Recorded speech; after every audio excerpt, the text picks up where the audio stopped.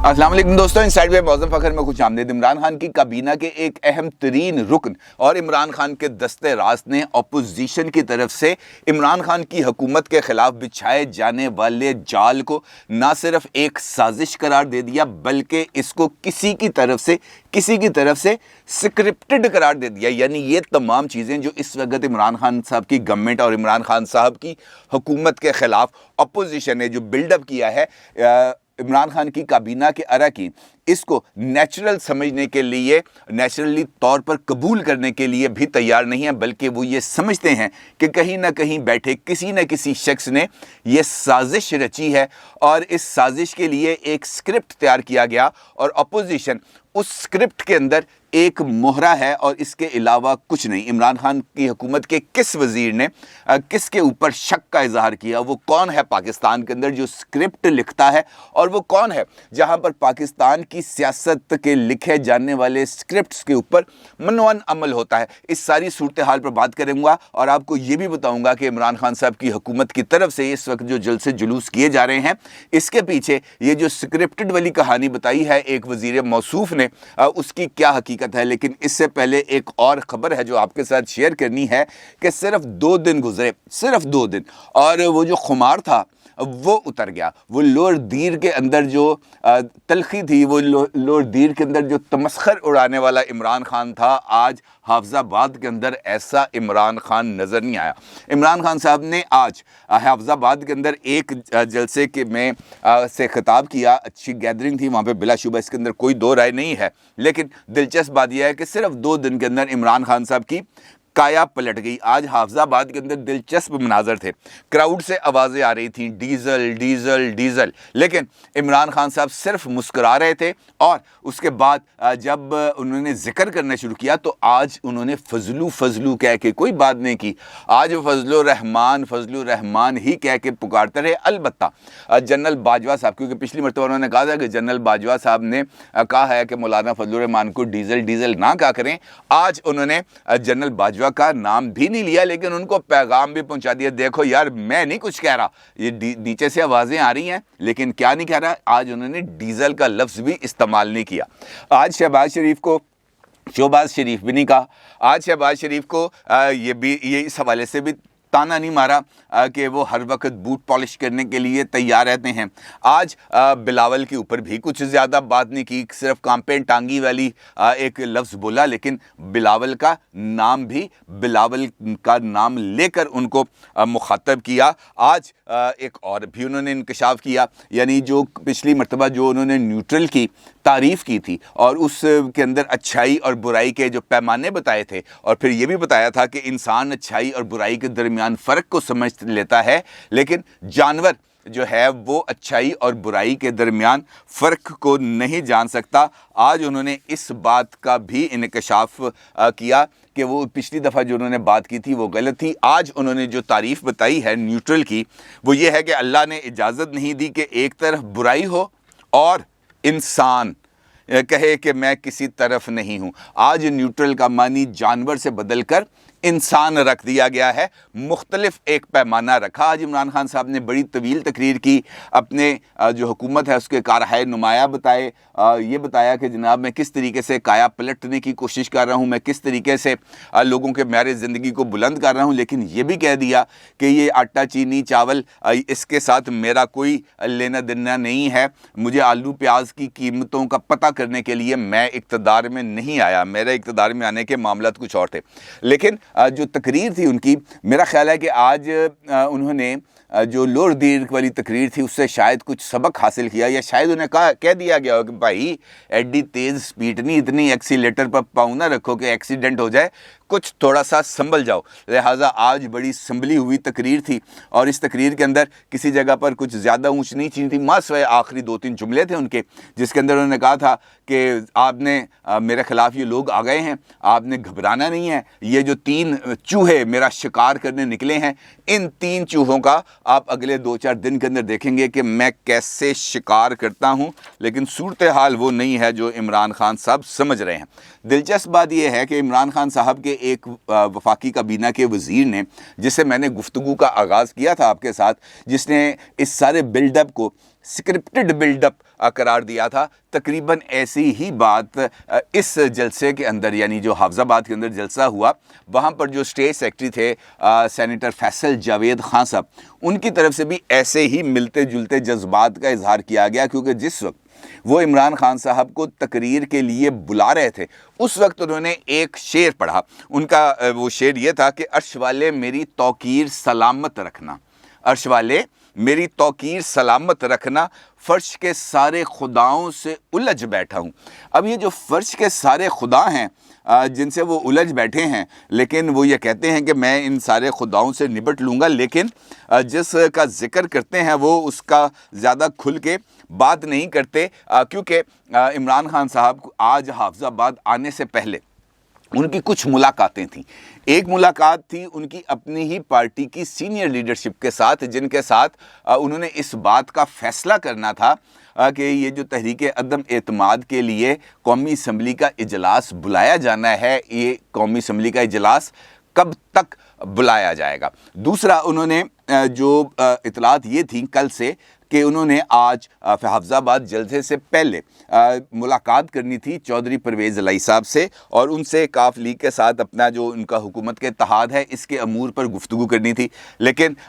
چودھری پرویز الہی صاحب نے آج ان سے ملاقات سے گریز کیا، یا شاید یہ خبر ہی غلط تھی. البتہ ملاقات اس قسم کی کوئی نہیں ہوئی. البتہ حکومت کے ایک نمائندے پرائم منسٹر کے معاون خصوصی علامہ طاہر اشرفی صاحب نے ملاقات کی ہے چودھری شجاعت حسین صاحب سے، اور چودھری شجاعت حسین صاحب سے جو ملاقات ہے وہاں پہ جو چودھری شجاعت صاحب کی طرف سے عمران خان صاحب کو پیغام بھجوایا گیا وہ بھی بہت ہی زیادہ امپورٹنٹ ہے. چودھری شجاعت حسین صاحب نے جلسے جلوسوں کے اندر عمران خان صاحب کی طرف سے استعمال کیے گئے لب و لہجے پر خاصا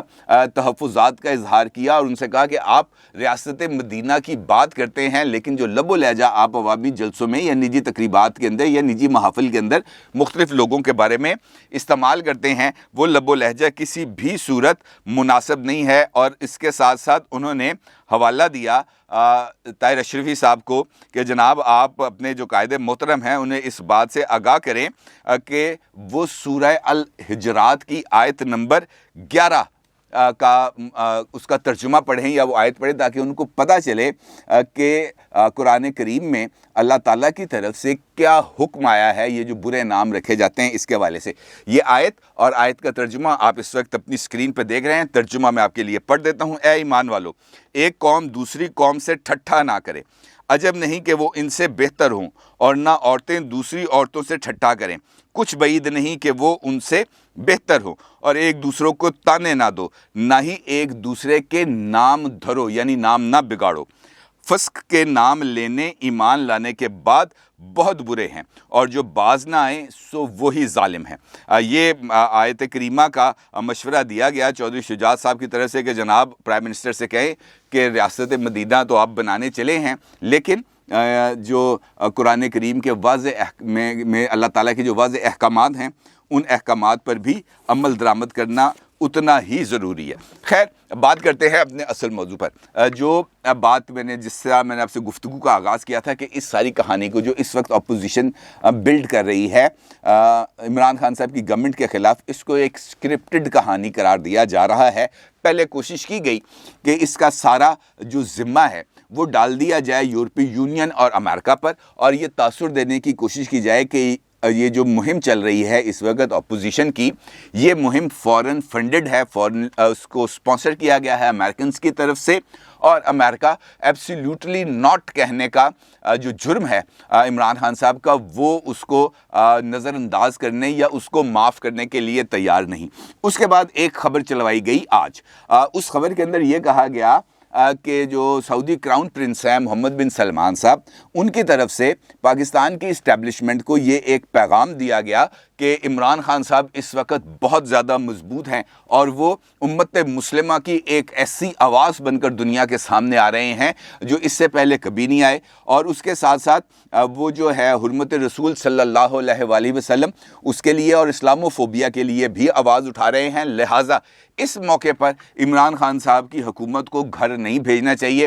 یہ پیغام محمد بن سلمان صاحب کی طرف سے پاکستان کی اسٹیبلشمنٹ کے نام پہ موسوم کیا گیا، جو غلط ثابت ہوا۔ اب چونکہ یہ تمام چیزیں سامنے آ رہی تھیں تو اس کے بعد پھر یہ غلط بھی ثابت ہو رہی تھیں، تو اس کے بعد ایک نیا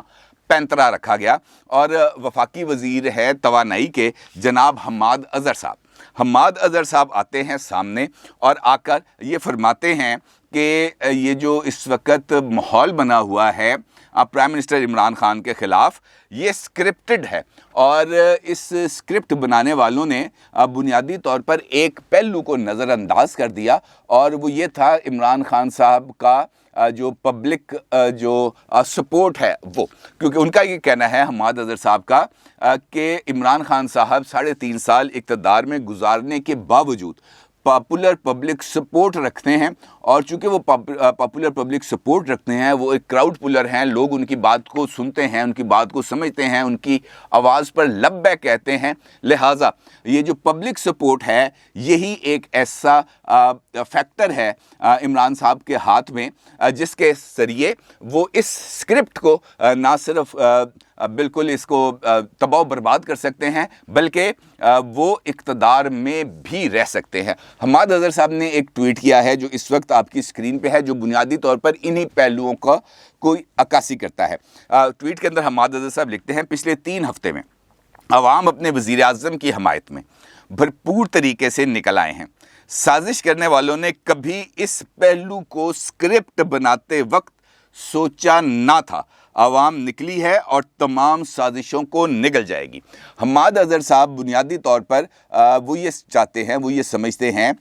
کہ جو پبلک نکلتی ہے عمومی طور پر جلسوں یا جلوسوں کے اندر یا ریلیز کے اندر، یقینی طور پر وہ اپنی لیڈرشپ اور اپنی پاپولر پارٹی کی حمایت کے اندر ہی باہر نکلتی ہے، لیکن لوگوں کا ایک طرح سے باہر نکلنا اس بات کا اظہار ہے پی ٹی آئی کے لیے کہ وہ یہ سمجھتے ہیں کہ اس وقت موجودہ حالات میں یہ جو پبلک پریشر مختلف جلسوں کے ذریعے وہ بلڈ کرنے کی کوشش کر رہے ہیں، اور الٹیمیٹلی جس طریقے سے وہ ڈی چوک کے اندر جلسے کا فیصلہ کر چکے ہیں، جس کے لیے کل رات بنی گالہ میں اجلاس بھی ہوا تھا، اور اس اجلاس میں عمران خان صاحب نے 5 شہروں کی جو اپنی تنظیم تھی اس کو ہدایت کی تھی کہ انہوں نے تحریک عدم اعتماد پر ووٹنگ سے 1 دن پہلے ڈی چوک پر 10 لاکھ افراد کو جمع کرنا ہے، اور اس موقع پر وہ وہاں پر جلسے سے خطاب کریں گے۔ تو بنیادی طور پر پی ٹی آئی کا مطمع نظر یہ ہے کہ وہ عوامی طاقت کو یا اپنی پاپولر پبلک سپورٹ کو سڑکوں پر نکالے، اور سڑکوں پر نکالنے کے بعد وہ جو ایک بتدریج بیانیہ بنا رہے ہیں امریکہ کے خلاف، یورپی یونین کے خلاف، یا اپوزیشن کے خلاف، یا پاکستان کی اسٹیبلشمنٹ کے خلاف، اس بیانیے کو لے کے وہ آگے چلیں اور اپنے لیے ایک نیا الیکٹورل نیریٹو کو تشکیل دیں، جس کے ذریعے وہ آگے اپنے انتخابی بیانیے کو لے کے آگے بڑھیں گے، اور اس کے بعد وہ الیکشنز کے اندر جائیں گے۔ اب یہ لوگ اگر سڑکوں پر نکل بھی آتے ہیں، جس طریقے سے پی ٹی آئی یہ سمجھ رہی ہے کہ وہ لوگوں کو نکال لیں گے، بنیادی طور پر اس کے اندر کوئی مذائقہ نہیں ہے۔ جو ایسی جماعتیں جو پبلک سپورٹ رکھتی ہیں انہیں یقینی طور پر اپنی اس عوامی طاقت کا اظہار کا نہ صرف موقع بھی ملنا چاہیے بلکہ ان کو اپنی جو پولیٹیکل اسٹرینتھس ہیں اس کو ایگزیکیوٹ بھی کرنا چاہیے، لیکن انفیئر مینز کے ذریعے نہیں، کیونکہ اس جلسے کے بارے میں بھی مختلف آڈیوز ویڈیوز چل رہی ہیں اس وقت سوشل میڈیا پر، مختلف ٹی وی چینلز کے اوپر بھی مختلف آڈیوز چلی ہیں جس کے اندر متعلقہ جو ڈپٹی کمشنرز تھے وہ اپنے شہروں کے اندر جو قرب و جوار کے شہری تھے ان کو کہہ رہے تھے بھائی بندے پورے کرنے، حاضری جلسہ گاہ میں لگے گی۔